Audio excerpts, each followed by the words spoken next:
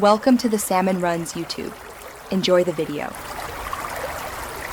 You open Capcut and import the portrait footage. Start the project immediately so you can act. First, set the canvas to your target landscape size, typically 16:9, because that defines scale and framing.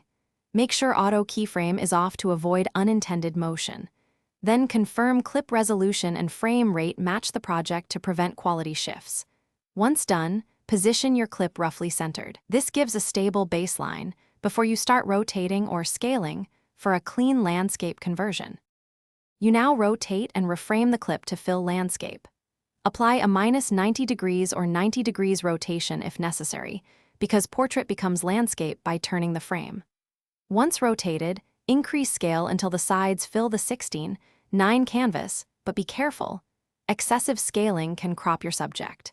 If the subject moves, add position keyframes to track them smoothly across the wider frame. Also consider using the canvas fit or crop tools for precise framing. They speed up matching edges, finish by hiding artifacts and enhancing quality.